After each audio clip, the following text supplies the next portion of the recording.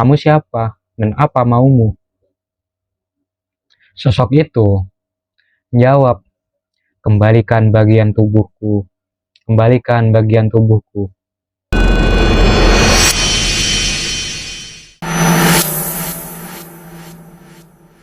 Assalamualaikum warahmatullahi wabarakatuh. Kembali lagi bersama saya, Bintang.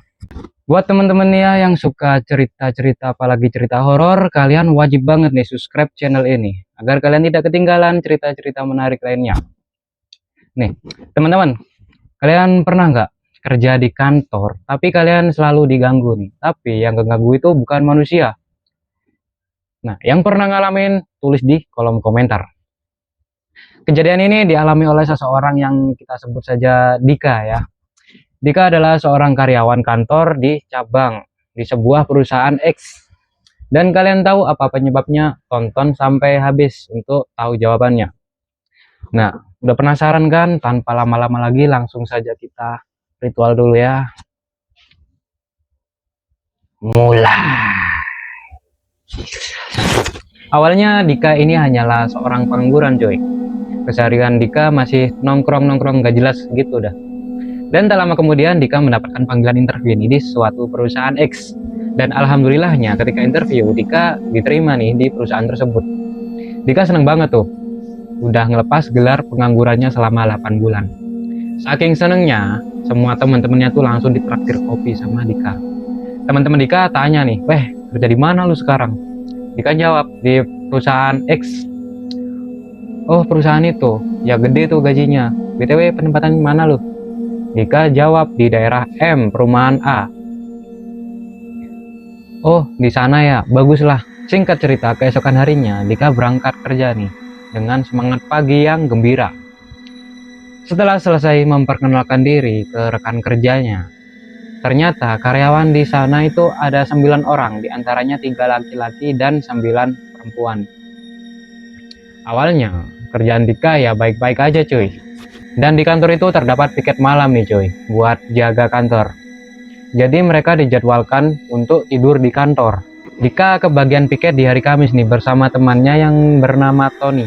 Tony merupakan orang luar kota nih yang kerja di kantor ini. Sebulan pun berlalu cuy.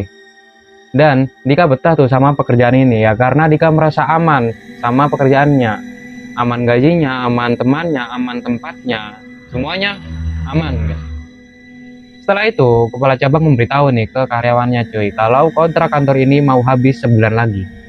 Kepala cabang itu minta bantuan ke karyawan lainnya untuk cari kontrakan lain. Kenapa nggak dilanjutin? Kenapa nggak diperpanjang kontraknya? Ternyata, yang punya rumah itu mau jual tanah itu, mau jual rumahnya. Seminggu berlalu, mereka masih belum mendapatkan kontrakan baru. Kedua minggunya, mereka mendapatkan 2 kandidat nih untuk dijadikan kantor. Kandidat pertama, rumahnya bagus tuh, bangunan baru, cocok lah buat kantor, lahannya juga luas, lantai 2, tapi minusnya rumah itu agak mahal cuy, karena dana kantor terbatas cuy.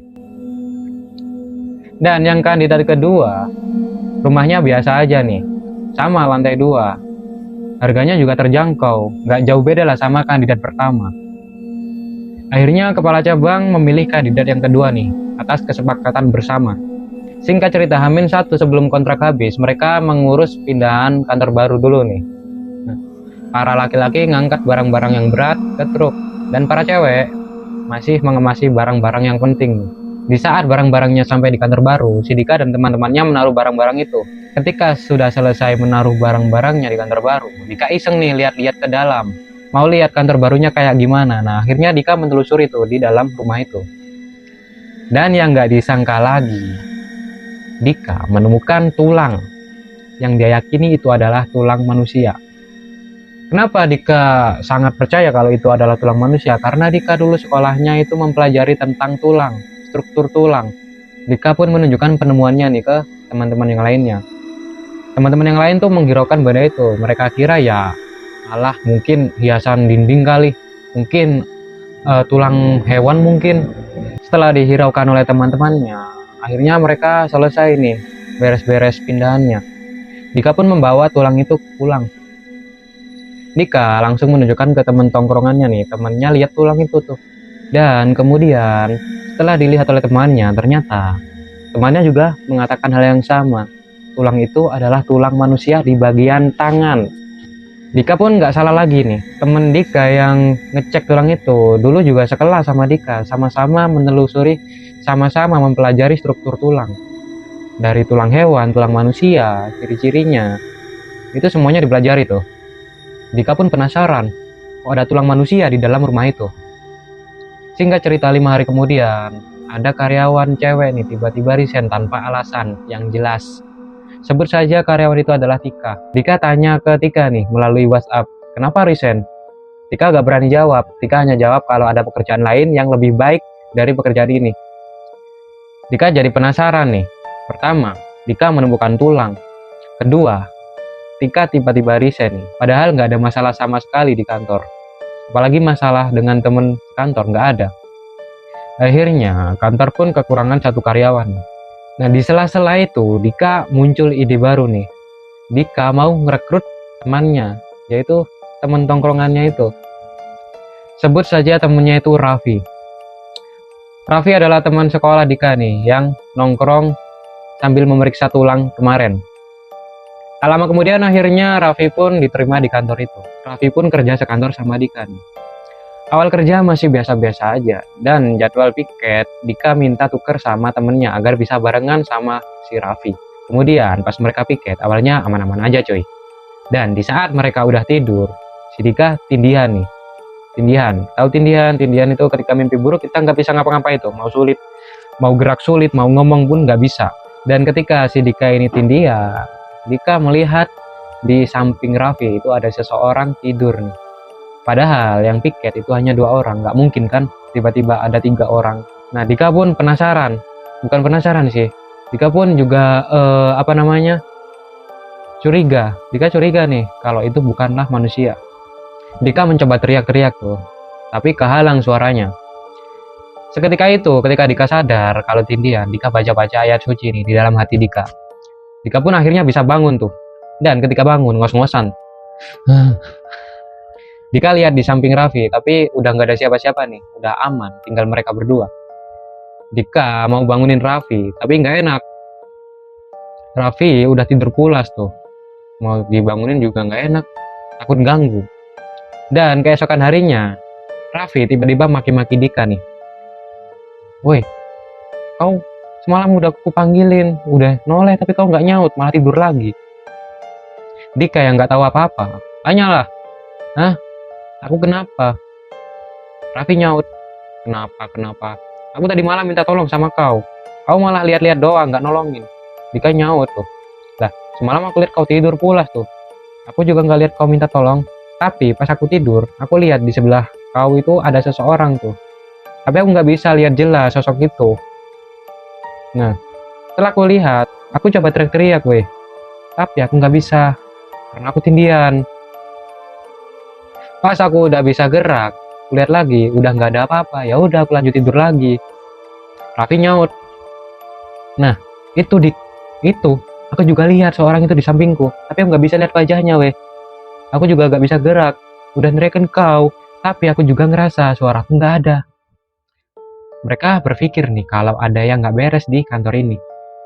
Raffi tanya lagi, Dik, kantor ini udah syukuran belum? Dika jawab, belum, kata kepala cabangku nunggu waktu yang tepat. Raffi jawab lagi nih, nunggu apa? Nunggu kita semua mati. Akhirnya Dika usul ke kepala cabang tuh buat mempercepat acara syukuran rumah. Dika dan Raffi nggak mau speak up dulu nih tentang kejadian yang dialami oleh mereka. Mereka penasaran sama yang lain, ngalamin apa enggak hal yang dialamin oleh Raffi dan Dika. Keesokannya, Dika tanya sama yang semalam piket. Ternyata mereka merasakan hal yang sama dengan Raffi dan Dika. Singkat cerita, mereka makan bakso nih di samping kantor. Dan tukang bakso itu mendengar cerita dari Dika nih dan teman-temannya. Tukang bakso itu juga ngomong, Mas, kalian ngalamin hal aneh di kantor ini ya? Saya juga ngalamin mas. Dari dulu, emang kayak gitu, suka mukul-mukul tembok di kamar saya nih. Dok. Tapi saya demin mas. Kadang juga menampakkan wujudnya nih di teras. Tapi nggak terlalu jelas, cuman kayak bayang-bayang aja. Saya cuman pura-pura gak lihat aja sih. Bukannya saya nggak takut nih ya, sebenarnya saya takut. Cuman nggak berani aja mas. Dan bukan hanya saya yang lihat, kadang tetangga depan ini juga lihat nih dari rumahnya. Sebelum kalian datang, rumah ini udah disyukuri sama para warga di sini. Tapi tetap saja kayak gini, Mas. Dika dan teman-temannya baru tahu masalah ini dan mendesak kepala cabang agar dipercepat syukurannya. Mungkin kalau syukuran lagi, sosok-sosok itu bisa tenang mungkin. Singkat cerita, syukuran pun dilakukan nih. Mereka akhirnya merasa tenang tuh. Gak ada rasa takut sama sekali ketika piket. Selama 2 minggu mereka masih aman-aman aja coy. Senin pun tiba nih. Dan ketika salah satu karyawan yang datang duluan masuk kantor, mereka melihat kantor itu berantakan banget tuh. Dan yang paling parah lagi, ketika karyawan itu masuk ke dapur, dan kalian tahu apa? Ya, ada bekas darah. Mereka dikentarkan kehebohan dengan keadaan itu di pagi hari. Saat kerja dimulai, kepala cabang memanggil karyawan yang piket di hari Jumat tuh, karena Sabtu Minggu itu libur. Karyawan tersebut berani bersumpah kalau itu bukan perbuatannya. Ketika mereka melihat CCTV, mereka dikagetkan dengan kejadian yang di luar nalar nih, yang nggak bisa dipikir secara logika. Di dalam video CCTV tersebut, semuanya bergerak sendiri. Bahkan darah yang ada di dapur itu menetes tanpa tahu sumbernya dari mana. Tiba-tiba aja tuh ada. Udah nggak beres ini. Dika dan Raffi yang suka dengan hal yang kayak gitu, mereka tuker piket sama karyawan lain. Singkat cerita, di saat mereka lagi piket, mereka was-was tuh di depan. Sambil ngobrol santai, ngopi, ngerokok bareng, cerita-cerita. Di tengah-tengah cerita mereka, tiba-tiba di belakang ada suara panci jatuh tuh. Mereka berdua langsung ke belakang nih dan tidak melihat siapa-siapa. Panci tersebut juga masih ada di tempatnya. Ketika mau kembali ke depan, tiba-tiba lampu yang ada di dalam ruangan mati. Akhirnya mereka menyalakan senter dari HP mereka tuh. Dan ketika menyalakan senternya, apa yang mereka lihat? Tebak, tebak, tebak. Mereka melihat ada seorang wanita nangis keadaan jongkok di pojok ruang tengah.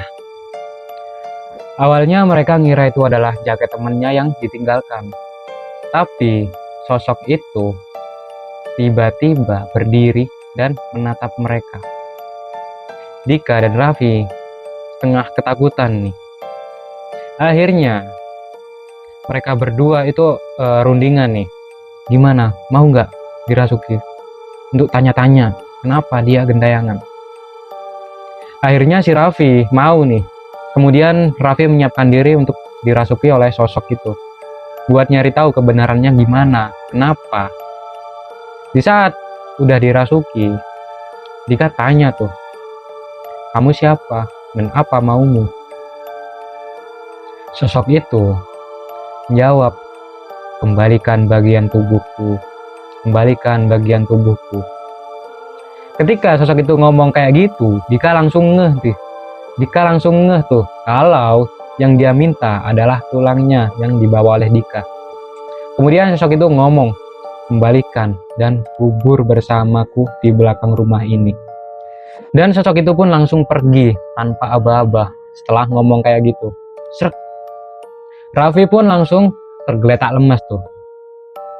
Singkat cerita, ketika Raffi udah sadar, Raffi cerita kalau Raffi lihat sosok itu adalah korban pembunuhan oleh orang yang tak dikenal dan arwahnya yang tak tenang karena satu bagian tubuhnya yang terpisah. Dan sosok itu aslinya hanya minta tolong untuk menguburkan bagiannya di tempatnya di belakang rumah ini. Kemudian keesokan harinya Dika pulang tuh, izin pulang untuk ambil tulang yang dibawanya.